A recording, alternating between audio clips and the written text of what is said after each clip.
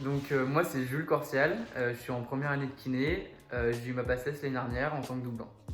Alors moi c'est Camille, j'ai eu ma PACES l'année dernière en tant que primante et je suis aussi en première année de kiné, donc en K1. Donc moi je m'appelle Garance, je suis aussi donc en K1, donc j'ai eu ma PACES en tant que primante.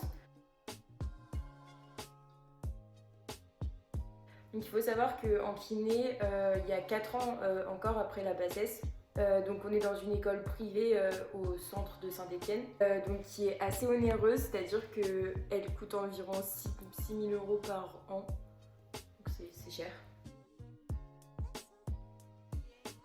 Et du coup, comme l'a dit Garance, ça dure 4 ans pour être kiné.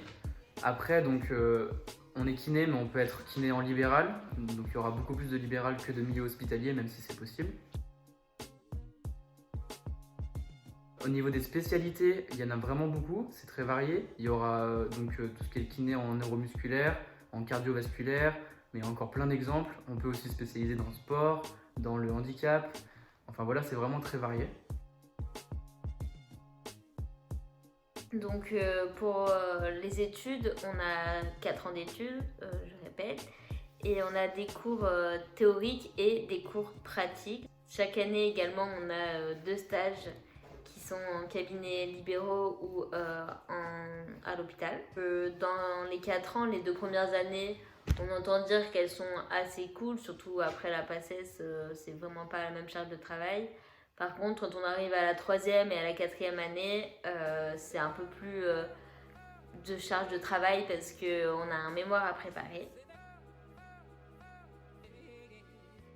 Au niveau des matières, il y a différentes matières théoriques, un peu comme celles que vous auriez au second semestre.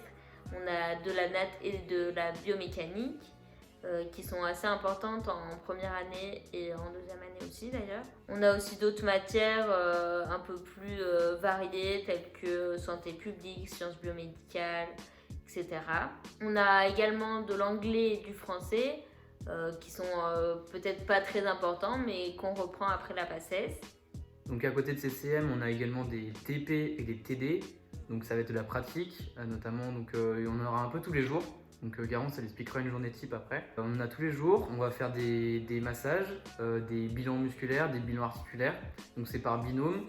Et donc voilà, on est regroupé en groupe de 20 et pour les TP et TD. Et pour les CM, donc c'est la promo entière. Du coup, donc une journée type, ça va être environ 9h, 17h, ouais, à peu près. Mais il faut savoir que l'IFMK il peut nous solliciter donc de 8h du matin jusqu'à 19h du soir. Avec donc, l'emploi du temps, il va nous être envoyé une semaine avant environ. Comme Julie l'a dit, on a de la pratique, donc souvent on va avoir un cours par jour. Donc c'est des cours qui sont obligatoires. Et c'est assez varié, souvent on a un différent par jour. Souvent donc, on va avoir environ 2 CM par jour, des CM de plusieurs heures. Mais en réalité, les cours réellement obligatoires, donc c'est environ 2, 3, 4 heures par jour. Parce que les CM sont obligatoires que pour les boursiers, mais c'est quand même bien d'y assister. Ce qui est à propos de notre promo, donc on est à environ 75. Les autres années, la nôtre, c'est quand même assez festif. Là, il y a beaucoup de soirées, en temps de... normalement sans Covid, mais voilà. Après, voilà, on n'est pas obligé de sortir. On peut rester focus sur les études, sur la quantité de travail qu'on a. Mais voilà, il faut savoir qu'il y a une bonne ambiance et c'est quand même très festif. Rien à voir avec la PACES. Ça, c'est sûr. On souhaite bon courage Au P1. à tous les P1. Ouais, bon courage, lâchez rien et on se retrouve l'année prochaine. Hein. Ah oui. Oh, joli.